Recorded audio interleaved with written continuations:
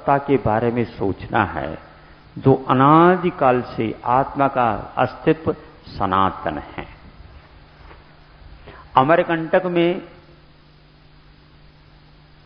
बहुत सारे मठ हैं और हमारा भी प्रवास उन दिनों वहीं पर था। सिद्ध चक्र मंडल विधान हुआ था और जितने भी मठ हैं उनके महंत जी, संत जी सारे आए थे। उनको स्थानीय जनता ने आदरपूर्वक ले आए थे और ऐसे जैसे बिल्कुल बैठ करके क्रमशः उन सब लोगों की अनुभूतियां, विचारधाराएं सामने सामने रखी जा रही थी। सभी लोगों ने प्रमुदित मन से यह महसूस किया यहां यह आज का वातावरण बहुत ही अच्छा है। एक बीच में संत जी ने कहा, यह सनातन धर्म है, अहिंसा धर्म है, सत्य धर्म है, अजर अमर है और आत्मा भी ऐसा है। सभी लोग अपने अपने बात कही और जब अपना समय आया, सबको दिख रहा था, सबके पुलकित बदन थे, मुख थे। एक ही बात में हमने कही, बहुत अच्छी बात एक संत जी ने कही कि आत्मा सनातन है। बिल्कुल आत्मा सनातन है, लेकिन कभी वह रुदन करता है और कभी वह तनातन करता है। सनातन गायब हो गया।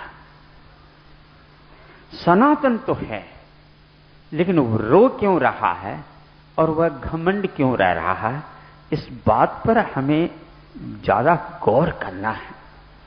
हमारा अकल्याण हो रहा है रोने से और हंसने से। राग और द्वेष ये जड़ हैं और सनातन आत्म तत्व होते हुए भी उसे दुखित करने में ये दोनों कारण हैं। यदि बेटी की ओर पिताजी देखते हैं, स्वयं को भी रोना चाहिए था, अन्यथा बेटी कहेगी कि ऐसे पिताजी हैं, हमें तो रुला दिया और स्वयं हंस रहे हैं। लेकिन बेटी ने देखा तो मैं तो रो रही हूं लेकिन पिताजी हंस नहीं रहे हैं। इसका अर्थ यह हो गया पिताजी न ही मेरे पक्ष में है और न भैया के पक्ष में। यदि भैया के पक्ष में होता तो हंस जाते, प्रसन्न चित्त हो जाते, लेकिन प्रसन्न चित्त नहीं है। आखिर पिताजी की दृष्टि में थोड़े एक बार देख तो लो, ऐसा क्यों हो रहा है। शोक प्रमोद माध्यस्थ जनो याति सहेतुकम।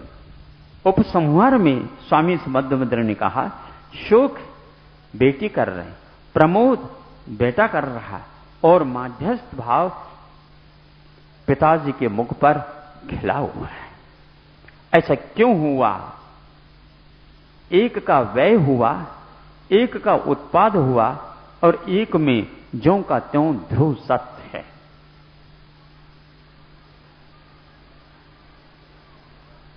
व्ययोत्पाद स्थितिषु च जनः सहेतुकम याति शोक प्रमोद माध्यस्थ भाव। ये उन्होंने उपसंहार कर दिया। ये एक प्रकार से दार्शनिक कार्य का होते हुए भी अध्यात्मनिष्ठ कार्य का है। और कभी दर्शन जो है अध्यात्म को भूल नहीं सकता, क्योंकि अनेक विचारों का वहां पर संकलन या प्रस्तुतिकरण होता है। तो एक को गौण और एक को प्रस्तुत करने का यह एक क्रम रहता है, ये अनेकांत के अंतर्गत आ जाता है। लेकिन उपसंहार में ये माध्यस्थ भाव कभी छोड़ा नहीं जा सकता, अथवा उपेक्षा भाव कभी छोड़ा नहीं जा सकता, अथवा ध्रुव सत्य की उपासना करते समय राग और द्वेष अपने आप ही लीन हो जाते हैं, समाप्त हो जाते हैं। यह तथ्य सभी आचार्यों ने और सभी संतों ने समाज के सामने रखने का भरसक पुरुषार्थ किया, लेकिन केवल प्रस्तुत करने का ही पुरुषार्थ नहीं किया, अपने जीवन में उतारने का भी पुरुषार्थ किया। वीतरागता के माध्यम से जो शांति सामाजिक हो, बौद्धिक हो, आर्थिक हो, सभी हो, वीतरागता को देखते ही ये राग और द्वेष के लिए ब्रेक लगे बिना रह नहीं सकते। और ये ब्रेक लगे बिना वस्तु का स्वरूप देखने में, जानने में नहीं आता। भले 5 मिनट के लिए ब्रेक लगाए, 1 सेकंड के लिए ब्रेक लगाए, और वह ब्रेक लगते समय ही वस्तु का स्वरूप हमारी दृष्टि में आता है। पंखा चल जाइए होता, बहुत तेजी के साथ चल जाता, तो 3 पंखुड़ियां गायब हो जाती हैं। और 3 पंखुड़ियां गायब होने के कारण ऐसा लगता है कि पंखा खड़ा है, बिल्कुल चल नहीं रहा। और थोड़ी सी यदि मान लो उंगली टच कर दो तो उंगली कट जाती है, तब ज्ञात हो जाता है कि वस्तु का परिणमन जारी है और वह रुक नहीं सकता। तो उसको दूर से देखने का प्रयास करें। हमारी दृष्टि को पैनी करना परम आवश्यक है। हम किसी के साथ व्यंग्यात्मक न बोल करके ऐसे बोलें जिसके द्वारा सकल अंग का बोध उसे हो जाए। अपने यहां कहा, किसी को पंगु न करें, लंगड़े को लंगड़ा न करें, और जिसके पास ये मान लीजिए एक आंख खराब हो गई तो उसको काना न बोले। फिर क्या बोले? फिर बोले, हाँ भैया, क्या आपके एक आंख पे क्या हो गया? पहले से तो हमने नहीं देखा था, ये कब से हुआ, कैसे क्या हुआ? तो इससे तो ज्ञात हो जाता। एक दृष्टि हम समता की ओर फेंक देते हैं तो सामने वाला व्यक्ति पूरी दोष को स्वीकार करने के लिए अपने आप तैयार होता है। हां, गंभीरता, सहजता हमारे पास पहले अनिवार्य चाहिए। जब एक स्थान पर सब हम रहते हैं तो विशेष रूप से अपनी दृष्टि को उनके सामने रखने की आवश्यकता है, उनकी दृष्टि को पहचानने की आवश्यकता है। और जब यह पहचान एक दूसरे को होने लग जाते, कहीं गड़बड़ भी होने लग जाए, तो उसमें साहस के साथ, हिम्मत के साथ और बहुत अच्छे ढंग से रखा जा सकता है। और रखने में कमी यदि नहीं रखेंगे तो निश्चित रूप से सामने वाला व्यक्ति, चूंकि वह भी सनातन है, आत्म तत्व बहुत अनंत काल से आ रहा है, और इसमें सारे पक्ष समाहित होकर के एक बहुत बड़ा पक्ष, वस्तु का पक्ष बन जाता है। एक पंख के माध्यम से कभी कबूतर हो या गरुड़ पक्षी हो उड़ नहीं सकता। एक आंख से देखा जा सकता है, लेकिन एक पंख से उड़ा नहीं जा सकता। हमारे दोनों पंख मजबूत रहें, तभी हम आध्यात्मिक क्षेत्र में और दार्शनिक क्षेत्र में अपने पंखों के बल पर उड़ सकते हैं। और जो कोई भी उड़ना चाहें उनके लिए हम अवश्य रास्ता प्रशस्त कर सकते हैं। बेटी ने पिताजी को देखा, कुछ भी हलचल नहीं, कुछ दया की चिन्ह नहीं, और उसके साथ साथ प्रसन्नता भी नहीं। आखिर पिताजी को आज कौन सा वस्तु स्वरूप दृष्टि में आया जो इस प्रकार हम दोनों की ओर न देख करके वह शांत है, बिल्कुल स्वस्थ हैं। धीरे धीरे बात खुल जाती है। आत्मा आज तक सनातन होकर के आ रहा है। सनातन आत्मा की रक्षा की कोई आवश्यकता नहीं होती। जो अनंत काल से आ रहा है अपने आप सुरक्षित होकर के, अब उसके लिए रक्षा की आवश्यकता नहीं, ये निश्चित बात है। लेकिन इस बात की आवश्यकता है, तनातन जो हो रहा है उसको बंद कर देना है। जो तनातन एक तरफ होता है तो दूसरी तरफ भी घबराहट हुए बिना नहीं रह सकती। हमें उस बात को रखने की आवश्यकता है। आत्मा अजर अमर है, इस ओर दृष्टि सबकी चली जाए। महावीर भगवान ने, वृषभनाथ भगवान ने, राम भगवान ने पांडवों ने, सभी ने यही अपने जीवन में किया है। गए ताज, गए राज तज, पांडव वन को। ये प्रतिदिन 12 भावना में आप लोग बोलते हैं। क्या बोलते हैं? राज्य जब तक था तब तक कौरव और पांडवों में लड़ाई थी। राज्य का त्याग किया तो वो पांडव जो सबको एक ही सेकंड में कहां समाप्त करने की क्षमता रखने वाले, वैराग्य धारण कर देते हैं तो राज्य को छोड़ करके वन की ओर चले जाते हैं। और किसी के द्वारा उपसर्ग भी हो गया तो शांति के साथ सहन कर रहे हैं। आत्म तत्व की आराधना करने वाला व्यक्ति उस आराधना को बस छोड़े दें। वीतरागता की बात कभी गौण न करे। जैसे अध्यक्ष महोदय ने अभी कहा कि कानून की शरण जाने के उपरांत निश्चित रूप से सत्य अब अपने आप सामने आएंगे। असत्य की शरण में जाने की अपेक्षा सत्य के शरण में जाकर के यदि प्राण भी विसर्जित हो जाते हैं तो वह अजर अमर बन जाता है।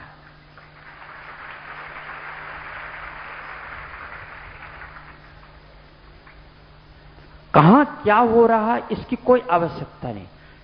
दृष्टि में अपने आप आते रहना चाहिए और जिस ओर से हमें चलना है उस पगडंडी को या हाईवे को भूलना नहीं चाहिए।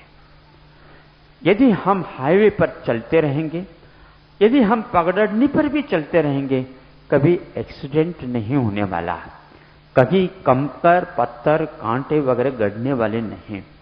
थोड़ी से हम बाजू हो जाते हैं तो निश्चित रूप से अपघात हो जाता है। थोड़ी सी पगडंडी हम छोड़ देते हैं, कांटे लग जाते हैं, पूरी संभावना बनी रहती है।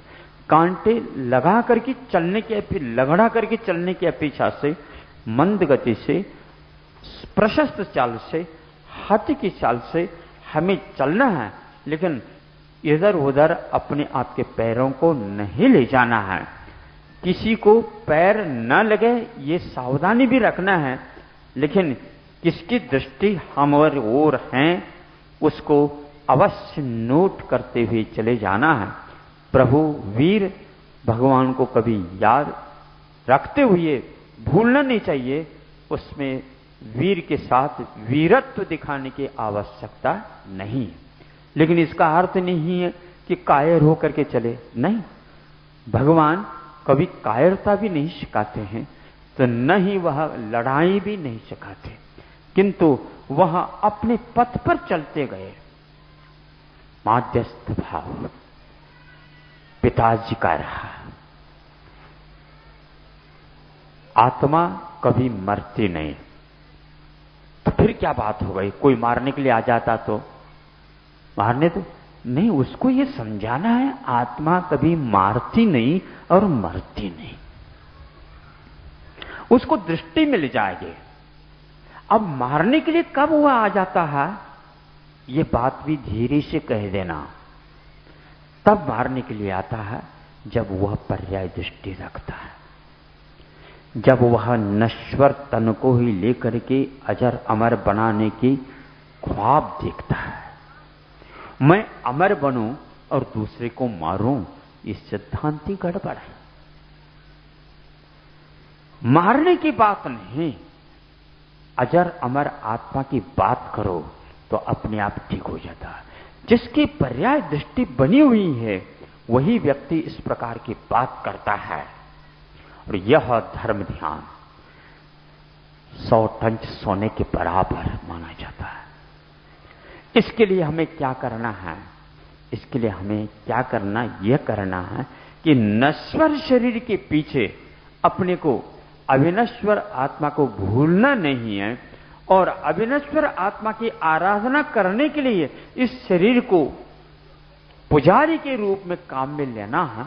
यह हमारा कर्तव्य है। हम पूजा इसलिए भगवान की कर रहे हैं, अजर अमर हम तो हैं, लेकिन जो पर्याय दृष्टि हो रही है उसको मिटाने के लिए कर रहे हैं। तो अपने आप शांति हमारे भीतर आएगी, तो सामने वाले व्यक्ति के ऊपर भी आएगी। यह कारिका इसलिए स्वामी समंतभद्र महाराज जी ने प्रस्तुत की है। जो व्यक्ति ध्रुव सत्य को मानने के लिए तैयार नहीं होता, हमेशा हमेशा पर्याय बुद्धि के पीछे पांडवों और कौरवों के साथ लड़ता रहता है, उस व्यक्ति को यह उद्बोधित करने के लिए लिखा गया। और यह संभव है पुरुषों के या मनुष्यों की आंखें थोड़ी सी देर से खुल जाएं, किंतु पशु पक्षियों की आंखें भी इसके सामने खुल जाती हैं। एक उदाहरण के माध्यम से, इस भूमिका के माध्यम से आपको उस ओर ले जाना चाहूंगा, ताकि अजर अमर अविनाशी सनातन आत्मा की और वीतराता की हम उपासना करने में सक्षम हो जाए। जैसे यहां पर आप लोग सुन रहे हैं एकांत बैठ करके, यद्यपि अभी तक एकांत नहीं था, यहां पर बहुत सारी आवाजें हो रही थी, बोलियां हो रही थी, लेकिन अब तो बिल्कुल शांत बैठ गए, कहीं कोई बैठा ही नहीं ऐसा लग रहा है। हाँ, इसी को बोलते हैं सनातन सत्य। शांति से आप सुनिए। ऐसे ही प्रवचन हो रहा था एक मुनि महाराज संत जी का, और सब लोग सुन रहे हैं।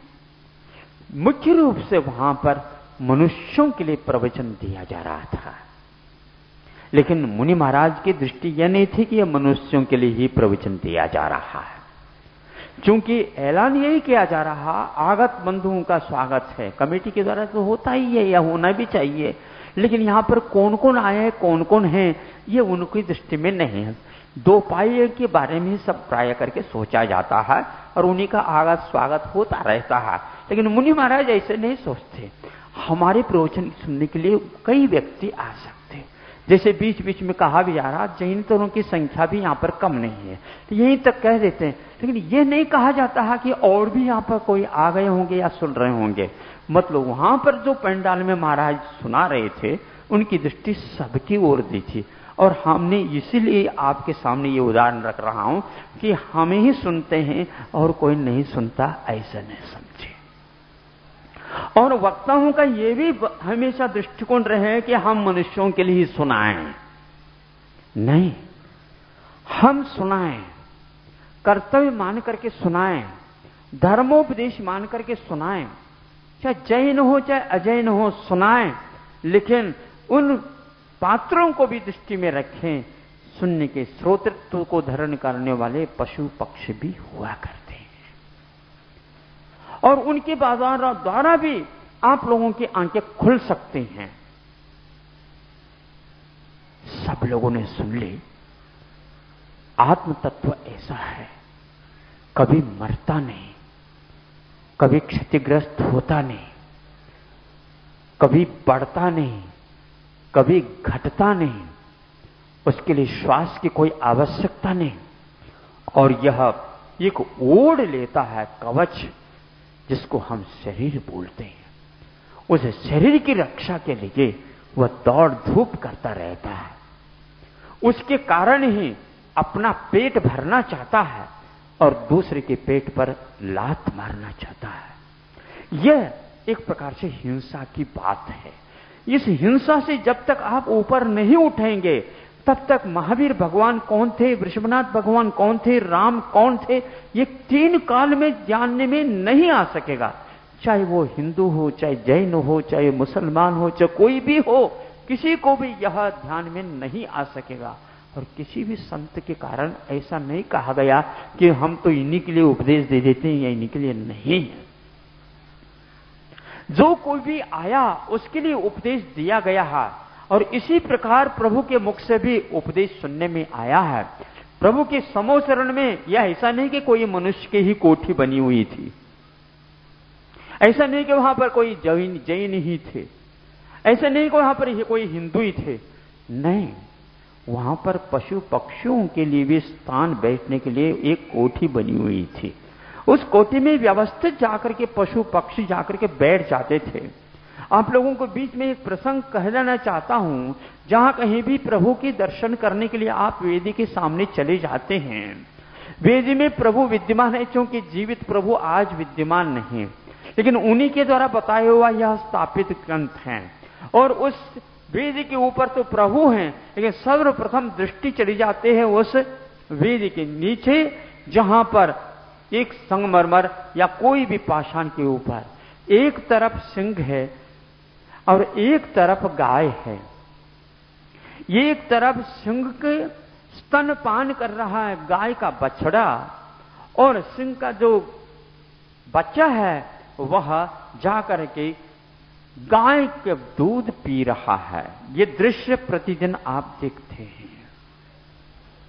इसी से हमें ज्ञात हो जाता है कि हमारे प्रभु कैसे होंगे। वेदी में बैठे प्रभु वीतरागी हैं। वो किसी भी प्रकार से द्वेष राग नहीं रखते। गाय आती है तो ठीक है, सिंह आता है तो ठीक है, लेकिन दोनों के प्रति उनका समता भाव हो जाता है। यह रहस्य है। हम नश्वर शरीर की ओर देख करके अपनी स्वार्थ सिद्धि करने के लिए इस प्रकार करते हैं। यदि आत्मा की ओर देखेंगे तो कभी भी हम किसी के प्रति भी वैर भाव और स्वार्थ सिद्धि के लिए किसी को हम अपनी ओर शरण देने की बात नहीं करेंगे। यह आप लोग दर्शन करते हैं, यह है क्या नहीं? आप बिल्कुल ठीक है। और इसका प्रयोग अन्यत्र भी देखने में आ सकता है, जहां पर वीतरागता का वातावरण रहता है। सब लोगों ने सुन करके, आत्मा की बात सुन करके, राग द्वेष जो हम कर रहे हैं वस्तुतः अज्ञान की बात है, ऐसे समझ करके अपने अपनी शक्ति के अनुसार नियम लेते हुए चले जाते हैं। और वहां पर पशु पक्षी आदि सभी सुन रहे होंगे। उन्हीं में से एक ने इस प्रकार का संकल्प ले लिया और आपके सामने आता है। अच्छा है, इसको आप अच्छे ढंग से सुने और दूसरे के लिए नहीं, स्वयं के हित के लिए अपने जीवन में उतारने का प्रयास करें। सब चले गए, महाराज भी वहां से चले गए। जाना सबको है, यहां पर कोई भी नहीं रह सकता। सब वहीं के वहीं, धरती कहां तक? कश्मीर से कन्याकुमारी तक। अब कन्या भी जुड़ गए और कुमारी भी जुड़ गई। ये क्यों है समझ में नहीं आता, लेकिन जुड़ी हुई है, बहुत दिन से जुड़ी है कन्याकुमारी तक, कश्मीर से कन्याकुमारी तक। हमेशा हमेशा धरती भी आज तक कुमारी रही और कन्या ही रही। संभव है डबल बार कहने से वह विशेष हम लोगों की दृष्टि जाती हो। एक बार कोई शब्द कहा जाता है ठीक नहीं लगता। नेगेटिव भी हम 2 बार कर देते हैं तो वह पॉजिटिव के रूप में परिवर्तित हो जाता। ना ना अर्थात हाँ हाँ, ना ना कहने से हाँ, नहीं कहने से तो नेगेटिव हो जाता है। नहीं नहीं मतलब नहीं कहने का अर्थ और कुछ है, तो वो पॉजिटिव की ओर चला जाता है। तो कन्याकुमारी के अर्थ यह है कि आज तक यह कन्या ही रही है और कुंवारी रही है। कन्या तो आपके पुत्री हो सकते हैं, कुंवारी कहने से अविवाहित की ओर गए। तो मतलब धरती आज तक किसी की भी पत्नी नहीं बनी, किंतु पति बनने के लिए बहुत सारे आए और वह स्वयं भी रवाना हो गए। आज तक इस धरती का कोई भी विवाह करके पति नहीं बन सका। इतना अवश्य है प्रजापति अवश्य बने, लेकिन धरती पति स्वयं धरती कह रहे मैं कन्या और कुमारी हूं। अब किसकी कन्या? किसी की भी हो, लेकिन कुंवारी हूं। कितने चक्रवर्ती हो गए, कितने हो गए पता नहीं। कहां गए वे चक्री जिन जीता भरतखंड सारा? कहां गए वे राम और लक्ष्मण जिन रावण? बस ये तो यहीं से तो प्रारंभ करते हैं आप। आगे बढ़िए, सब लोग चले गए, जाने दो। लेकिन वचन जो प्रवचन जो होते हैं वो चले नहीं जाते, किंतु वह भीतर तक पहुंच जाते हैं। यदि कानों के माध्यम से माइंड की ओर न जाए प्राय करके इस कान से सुन करके इस कान से छोड़ देते हैं तो बिल्कुल चले जाते हैं। जैसे माइक से शब्द निकल रहे हैं और आपके कानों तक आ रहे हैं ना, माइक में एक शब्द नहीं रुकेगा। आप भी इस माइक का ही अनुकरण करते हैं, एक कान से सुन लेते हैं, एक कान से छोड़ देते हैं। ऐसा न करियो, किंतु हृदयंगम कर लीजिए। और वहां प्रवचनों का प्रभाव कई व्यक्तियों के ऊपर पड़ा। उनमें से एक व्यक्ति आपके सामने आता, सुबह से लेकर के वह अपने राशन ढूंढने में लगा है। ढूंढता ढूंढता ढूंढता ढूंढता गया, कुछ राशन मिला किंतु पानी नहीं मिला। खा तो लिया उसने लेकिन पानी नहीं पीने के कारण उसको गला और सूखने लगा और सूखता सूखता गया। ढूंढता ढूंढता वह जा रहा, पानी मिल जाएगा। जिस प्रकार खाने के लिए मिला उसी प्रकार पीने के लिए भी मिल जाएगा। आप लोगों में खाने के लिए भी प्रबंध रखा जाता है और पानी के लिए भी प्रबंध किया जाता है। उसके पास न खाने का प्रबंध था न पीने के कोई प्रबंध था। खाना जहां मिलेगा वो खा लेता है, पानी जहां मिलेगा वो ढूंढता ढूंढता जाकर के पी लेता है। लेकिन आज बहुत देर होने के उपरांत भी पानी नहीं मिला। एक स्थान पर गया और वह बैठने वाला ही था, थक करके थोड़े से सामने देखता तो खाए जैसे लगे। उधर जाकर के झांक कर देखता है तो दूर पर पानी अवश्य है। अरे काम हो गया। वह धीरे धीरे उसमें उतर करके धीरे धीरे धीरे धीरे गया और पानी के सतह पास पहुंच गया। उस समय कहता, अरे दिन डूब गया, पानी पी नहीं सकता। महाराज जी के चरण सानिध्य में हमने संकल्प लिए थे। महाराज जी ने बाध्य होकर के हमें संकल्पित नहीं किया था।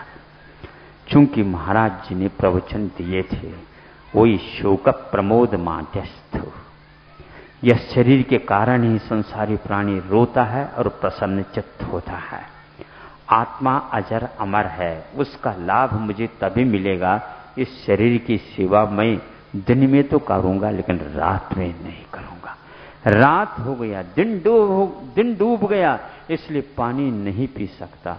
धीरे धीरे वह पुनः ऊपर आ गया। दिखता है तो सूर्य दिख रहा है, धूप दिख रही, अरे अभी है दिन। पुनः नीचे की ओर गया है। धीरे धीरे धीरे धीरे चला गया, धीरे धीरे। क्योंकि बहुत डेप्थ में पानी था, तब तक वह सोचता कि अब तो दिन डूब गया होगा। निश्चय तो कुछ दिख नहीं रहा। आपको दिख रहा है? महाराज, जब तक रेखा दिखती हैं तब तक तो पी सकते हैं। आप पूछते हैं, हाँ बिल्कुल, लाइट में तो रेखा दिन की अपेक्षा से ज्यादा अच्छी दिखती है, पी सकते हैं। जबरदस्ती करके महाराज को हाँ कहने की अपेक्षा से पहले से ऐसे संकल्प लिया करो। नहीं नहीं महाराज, आपके साक्षी होकर के लेंगे तो आपके साक्षी ले सकते हैं ना। एक आध बार मान लो भूल हो गए तो आप हमारे लिए माफ कर सकते हैं ना। ऐसा कोई उस व्यक्ति ने कुछ नहीं पूछा।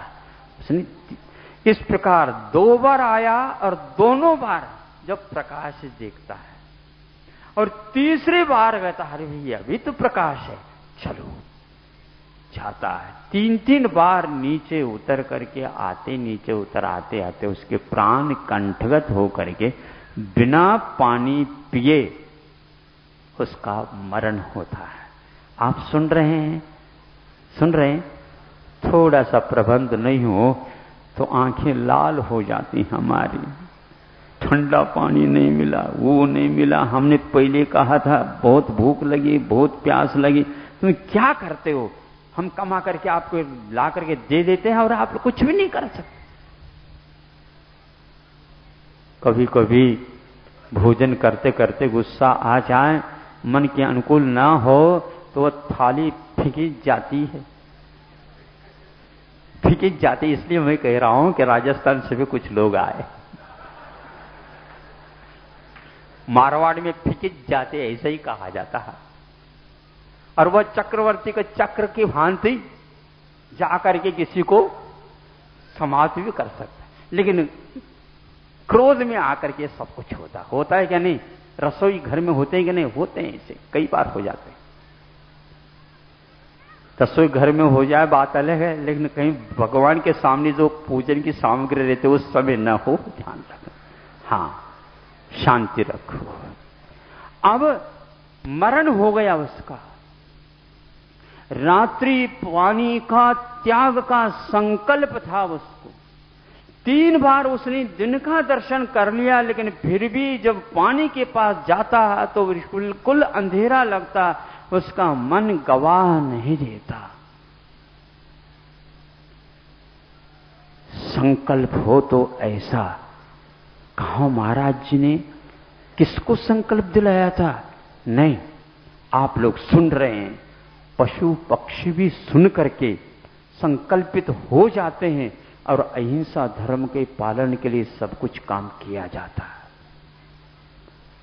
आज इस बात की पूरी आवश्यकता है। महावीर भगवान से आदिनाथ भगवान, राम भगवान आदि जो कोई भी हैं, उन सब ने अहिंसा धर्म के लिए हमें उपदेश किया है। हमने उपदेश सुने और योग से, पुण्य के योग से आज भी ग्रंथ हमारे पास उपलब्ध हैं, संतों के द्वारा लिखित। अहिंसा धर्म, परमो धर्म, यह हमेशा हमेशा भारतवर्ष में विजयशील रहा। इस धर्म के अलावा संसार में और कोई भी तारणहारा नहीं है। हम हिंसा के लिए आतुर ना हो, हम अहिंसा के उपासक ही बने रहें। निश्चित रूप से एक दिन हमें क्यों त्रियंचों के मन में भी शांति आ सकती है, और त्रियंच तो बहुत संतुष्ट रहते हैं। वह सियार प्राणी था, सियार उसी समय मरण को प्राप्त हो गया, लेकिन कौन हुआ मालूम है आप लोगों को? वह प्रीतिंकर नाम का एक बहुत ही अद्भुत से अद्भुत, साथ से पुण्यशाली और यश के मूर्ति थे।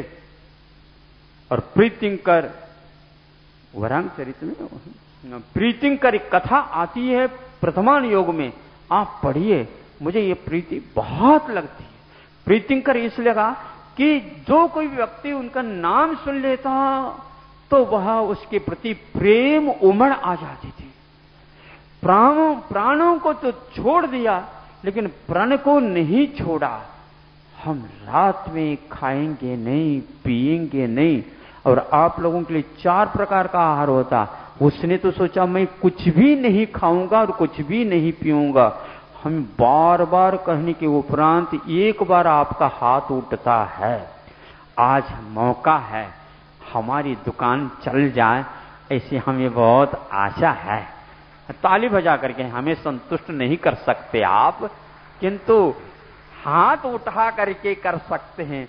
कौन कौन व्यक्ति है 4 प्रकार के आहार का रात भी हम त्याग करेंगे? वाह वाह, जो पहले त्याग किए हैं वो भी तो रहे हैं, लेकिन दूसरे नए सिरे से भी हो। बहुत अच्छा, बहुत अच्छा है, बहुत अच्छा। हम गिन नहीं पा रहे हैं, बहुत अच्छा। फिर भी हम कहते हैं 50 से कम नहीं है, 50 से कम नहीं, फिर भी भई 4 प्रकार के आहार का त्याग है। अब इसमें थोड़ी सी छूट दे दें तो और संख्या बढ़ सकती है।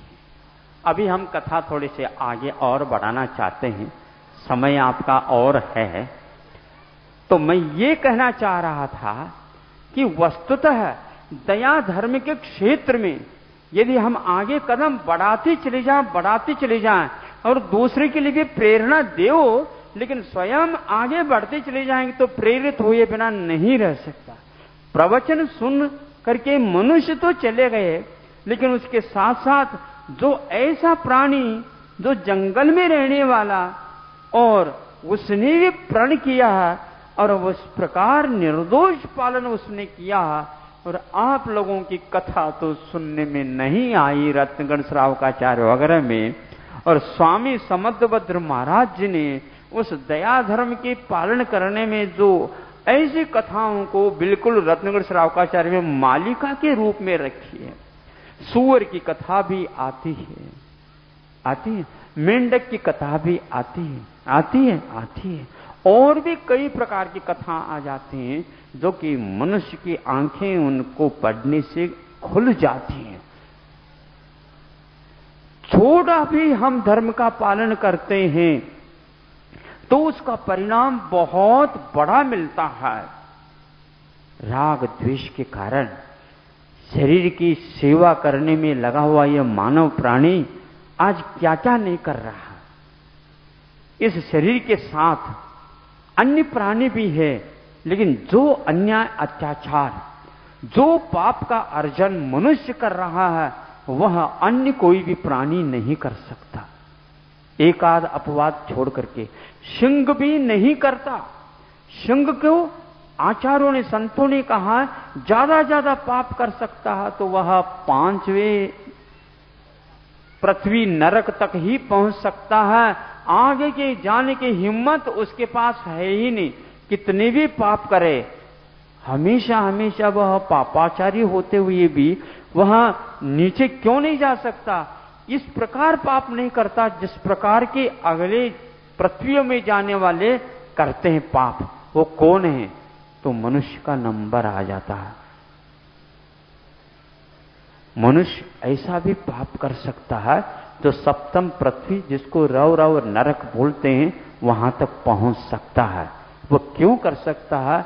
वह लोभ के कारण कर सकता है, वह अभिमान के कारण कर सकता है, वह अपनी स्वार्थ सिद्धि के लिए ये भी कर सकता है। उसमें और कोई भी उदाहरण नहीं मिल सकता मनुष्यों को छोड़ करके। इस भाव में तो इस यहां से तो मनुष्य ही जाते हैं। दीर्घ संग्रहण चाहिए, और दीर्घ संग्रहण मनुष्य के पास होता है तो वह चले जाते हैं। रात के भोजन, रात के पानी के त्याग करने में जब शियार भी आगे बढ़ सकता है, ये बहुत अच्छी बात है। आप लोगों को मौका है, अवसर है। शरीर के द्वारा काम लेना है, शरीर के दास नहीं बनना है। शरीर को अपना दास बना करके और हेतु साधन बना करके हमें आगे बढ़ना है। दया के क्षेत्र में आप इसके लिए पेट्रोल दे दो, लेकिन पेट्रोल जलाना बेकार नहीं, किंतु दयामय धर्म के लिए ही उसका उपयोग करना। आज कौन से ऐसे व्यक्ति है जो इस दया धर्म के क्षेत्र में अपना योगदान दे सकता है? विगत 7-8 वर्ष से जो गिरनार जी क्षेत्र पर गए थे हम, वहीं से प्रारंभ किया कि जो पशुओं का वध हो रहा है और बिना मतलब हो रहा है। लोग कह रहे हैं कि महाराज जो मांसाहारी है उनके लिए क्या किया जाए? वो तो उनको छुड़वा नहीं सकते। ये बिल्कुल ठीक है, लेकिन आप सही मूल्यांकन करिए।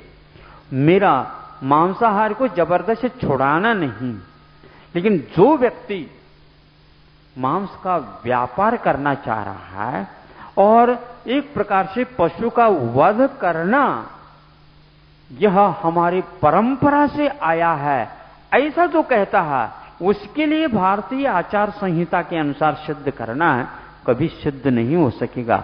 लेकिन आज सुप्रीम कोर्ट जैसे में भी ये सिद्ध करने का प्रयास किया गया है।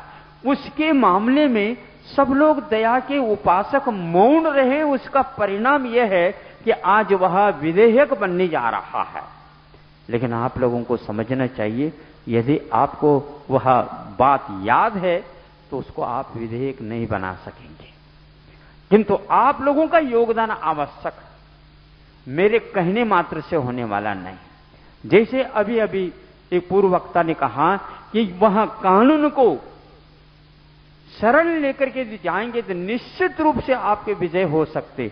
यदि सुप्रीम कोर्ट के द्वारा हिंसा का विधान हो सकता है, वहां पर आप लोगों के माध्यम से अहिंसा का भी जय नारा लग सकता है। लेकिन यहां तो तालियां आप बजा देते हैं, लेकिन वहां तक इसकी गूंज जाना चाहिए। और वहां पर हियरिंग हो गई है, एक आध महीने के भीतर उसका भी परिणाम आने वाला है। यदि वह गलत भी आता है तो भी आप लोगों को सोना नहीं है। और पशु जितने भी हैं वो निरुपयोगी कह करके उनको जो कत्ल किया जा रहा, उनको उपयोगी सिद्ध करना है। सिद्ध तो है लेकिन केवल दिखाना है। और यदि यह काम करते हैं तो समझ लेना पुनः महावीर भगवान, पुनः राम भगवान और पुनः आदिनाथ भगवान यहां पर आ जाएंगे। अभी अभी दयोदय जय घोष के माध्यम से एक गीत गाया गया था। केवल 2 वर्ष के भीतर उन्होंने हजारों पशुओं के संरक्षण करने का एक बहुत बड़ा काम किया है। उससे केवल एक सीख मिलती है कि जो निरुपयोगी कह करके उनको जो मारा जा रहा है वे निरुपयोगी नहीं। हम उनको दया के साथ ही पालन कर रहे हैं ऐसा नहीं, किंतु वो उपयोगी भी है। इसको सिद्ध करने के लिए यत्र तत्र इन गौशालाओं की स्थापना कराई गई है। वैसे ये लाखों में रक्षा करने से पूरी की रक्षा तो नहीं होगी, लेकिन लोगों का ध्यान इस ओर जाए कि ये निरुपयोगी नहीं। कौन से आचार संहिता जो भारत की है और उसमें पशुओं को निरुपयोगी है इसलिए उसको कत्ल कर दिया जाए। निरुपयोगी कहते हैं 16 साल के उपरांत की बात है, ऐसा लिख दिया गया। लेकिन किया जाता है 5-6 साल का भी नहीं, बल्कि आज जो जन्म लेता है उसका भी वध करके मांस निर्यात किया जा रहा है। इन्हीं भारतवर्ष के एरोड्रम से यह उठ करके चले जाते हैं विमान। प्रातः काल ऐसी मशीनों से सुसज्जित वो कत्ल खाने हैं जहां पर आपको अपने हाथ से कुछ काम नहीं करना है। हजारों पशुओं का इस प्रकार हो जाता है। एक व्यक्ति वकील ने आकर कहा था मुझे, महाराज इस बात को भी आप ध्यान में रखना चाहिए, क्योंकि मांस जो निर्यात हो रहा वह बूढ़े गाय और पशुओं का नहीं हो रहा, उसको कोई भी वहां पर खरीद ही नहीं सकता। किंतु ताजा जवान जो पशु होगा, गाय जो होगी, बैल होंगे, उन्हीं को समाप्त किया जा रहा है। ये जब तक आप लोगों के सामने नहीं आएगा तब तक आप लोगों को यह दया धर्म का जय हो कहना कोई भी मायना नहीं रखता। आज बातों से नहीं है, किंतु आज अपने को चलना है। केवल हाथों से ताली बजाने की अपेक्षा हस्तक्षेप करने की आवश्यकता आज ये अंधाधुंधा जो कानून जो चलाया जा रहा है या पास किया जा रहा, उसमें आप सो रहे हैं इसलिए वो पास किया जा रहा। ये बात जब हमने सुनी तो ये गलत बात है। मैं तो इसके बात का समर्थन नहीं कर सकूंगा, मैं कोर्ट का इत्यादि का विरोध नहीं कर रहा हूं, लेकिन यह न्याय नहीं हो रहा, इसका मैं अवश्य प्रस्तुतिकरण कर रहा हूं। क्योंकि भारत में कभी भी मांस निर्यात करके भारत को उन्नत करने के लिए किसी ने भी बीड़ा नहीं उठाया था। आज बहुत कम देश होंगे, बल्कि होंगे नहीं, अपने अपने पशुधनों को समाप्त करके और राष्ट्र को उन्नत बनाने का वह कटिबद्ध पुरुषार्थ कर रहे हों। भारत उसमें अगुवा है। जिस गाय बछड़े के चिन्ह को देख करके वोट डालने की बात आती है ना, आती। गाय और बछड़ा एक चिन्ह भी है, किसी एक पार्टी का हो सकता, हमें से कोई पार्टी की आलोचना नहीं, लेकिन यह अवश्य है किसको वोट देना, गैया और बछड़ा को देना। आप सोचिए, गाय और बछड़ा, आज का बछड़ा सुरक्षित नहीं है। बंगाल तक सीधे ही रेल चले जाते हैं और पूरे हमारे पास उसकी संख्या है और नोट्स हैं, सब कुछ साहित्य है, वह सरासर हो रहा, लेकिन कोई भी उनको रेल को बंद करने वाला नहीं। सीधा वहां से चालू होकर के हरियाणा से वह बंगाल को पार करके चली जाती, रेल भर भर करके चली जा रहा है। और वहां बंगाल में कलकत्ता में जाने के उपरांत एक साथ हजारों बछड़े उसके लिए चले जाते हैं। विदेश में इसका विरोध हो रहा है, लेकिन भारत में ऐसा कोई भी पार्टी वाला व्यक्ति नहीं जो इसका विरोध कर रहा हो। पेटा पेटा नाम की कोई संस्था अमेरिका की है, मैं साहित्य देखता हूं तो उसके माध्यम से ज्ञात होता है कि उन्होंने वहां पर विरोध किया। और ऐसे ऐसे विरोध आ रहे हैं कि सबसे ज्यादा निकृष्ट तरीके से उन बछड़ों की चमड़े को निकालने के लिए उनको मार दिया जाता है। बल्कि इतना नहीं कि गर्भस्थ शिशु का भी इसी प्रकार वध करके उसको निकाल करके भेजा जाता, तब कहीं जाकर के आपके लिए प्रसाधन सामग्री चमकीले आपके पास आ जाते हैं। आप जो हाथ नहीं लगाने योग्य है वो, जो कि वह गर्भ में ही मरण का अनुभव कर लेता, और कौन सा कर्म का उदय है उसका, जो जन्म भी नहीं हो पा रहा है, जो अपनी तरफ से आयु कर्म को बंद करके संगी पंचेंद्री जीव और इस प्रकार गर्भस्थ शिशु के ऊपर ही प्रहार करके समाप्त किया जाता है। ये सब तांडव नृत्य इस भारत में हो रहे हैं। आप लोग सुन रहे हैं, देख रहे हैं, पढ़ रहे हैं, लेकिन सहानुभूति के लिए कोई एक भी व्यक्ति खड़ा नहीं होता। आप लोगों के लिए हमारा यही कहना है कि यदि वह गाय और बछड़े के माध्यम से आप वोट लेना चाहते तो उनको कम से कम जीवित तो रखो, नहीं तो कहां से आपको वोट मिलेगा, पहचानेगा कौन। और इसी प्रकार दो बैल का भी चिन्ह होता है ना, दो बैल जोड़ी। और बैल जोड़ी कहां से मिलेगा, आप तो ट्रैक्टर जोड़ी रखो, बैल जोड़ी कहां से मिलेगी। बैलों को ही, क्योंकि बैलों के द्वारा वो कुछ नहीं मिलता है, वो किसानियत नहीं समाप्त हो गए, पूरा का पूरा चला जाता। आज ही हमने यहां पर सुना था, जो दयोदय जयघोष बोल रहे थे, गत साल 1200 बैलों को उन्होंने सुरक्षित रखा।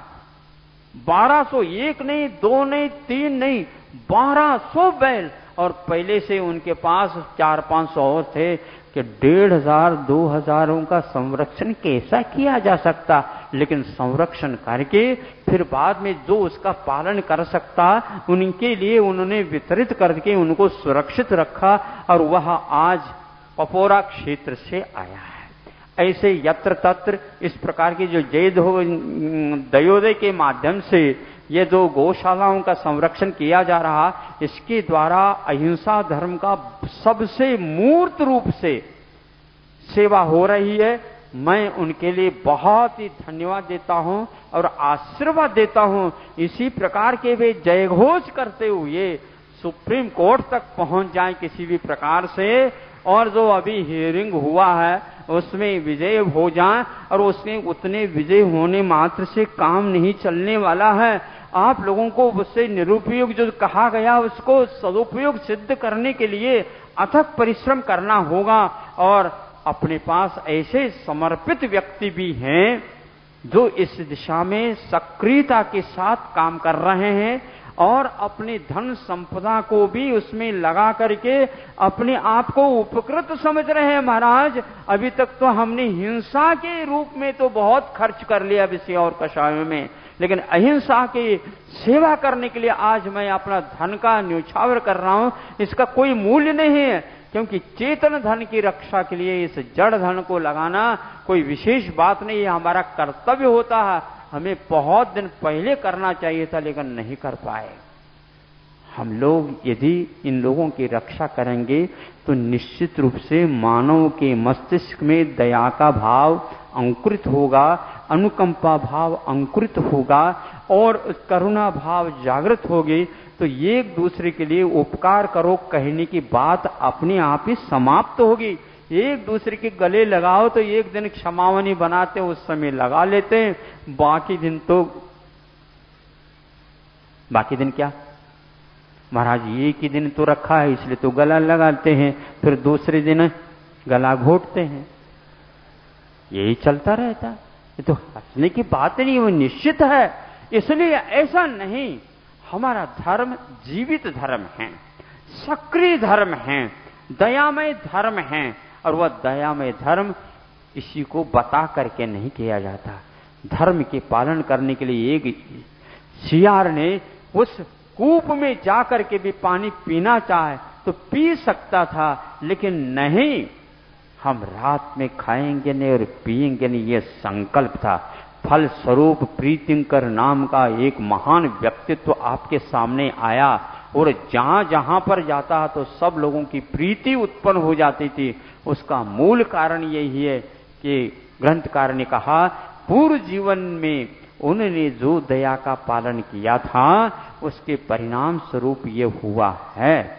इसलिए आपस में लड़ना छोड़ दो और जो व्यक्ति एक प्रकार से शरीर के दास बन करके जुआ लोलुपी के कारण यदि आप पशु पक्षियों को समाप्त कर दो तो कहीं भी आपके लिए वह छूटेगा नहीं। उसका परिणाम बहुत भयानक निकलने वाला है। दिन अस्त होने से पूर्व में आप जागृत हो जाइए और अपने जीवन को यापन करने का प्रयास कर लीजिए। जिन्होंने हाथ उठाया वो हाथ केवल दिखाने के लिए न उठाएं, संकल्प तो पक्का रखना चाहिए जैसे सियार था, क्योंकि आप होशियार हैं। कहीं जाकर के नहीं हमने तो बिना बारे में तो ले लिया, एक दिन के लिए लिया, 4 दिन का, ऐसा नहीं। और यदि चाहें दूसरी छूट हम देते हैं वह यही है, यदि 10 बजे या 9 बजे या 8 बजे रखना चाहते हैं तो कर सकते। केवल पानी की अपेक्षा से कह रहा हूं, ऐसा नहीं कि चारों प्रकार का आहार लेने लग जाओ। हाँ, तो वह कर सकते हैं। धीरे धीरे उसको भी कम करके और उसको भी पूर्णतः पालन कर सकते। देखो, जीवन में व्रत पालन करने का अपना आनंद अलग रहता है। जब पशु पक्षी भी पालन कर रहे हैं तो हमारे पास तो दया और ज्यादा है, अनुकंपा ज्यादा है, जो कि सम्यक दर्शन का एक गुण भी माना जाता है। सम्यक दर्शन की रक्षा के लिए इसका परम अनिवार्य है संरक्षण करना। तभी आप सम्यक दृष्टि मानी जा सकते, तभी आप अहिंसा के पुजारी माने जा सकते। इतना अवश्य है आप लोगों को कानून के सहारे से और ऐसे बुलंद आवाज कर देना चाहिए, वह किसी भी प्रकार से इधर उधर के व्यक्तियों को प्रभावित किए बिना रहे नहीं, वहां तक पहुंच जाए। यह लोकतंत्र है, लोभ तंत्र नहीं। लोकतंत्र में तो जितने व्यक्तियों के समूह और समष्टि होगी और समष्टि का प्रभाव, प्रत्येक व्यक्ति कानून के ऊपर प्रभाव डाले बिना नहीं रह सकता। और यदि आप अहिंसा के क्षेत्र में ऐसे काम करेंगे तो अहिंसा के महान यह दूत माना जाता है। भारतवर्ष विश्व के ऊपर भी अपना प्रभाव डाल सकता। यदि आप जागृत नहीं हैं तो दूसरे को आप जगा ही नहीं सकते। अहिंसा का प्रचार प्रसार विश्व तक कोने तक चले जाएं तभी जा सकता है। आप अपने घर के कोने तक तो पहले पहुंचा दो।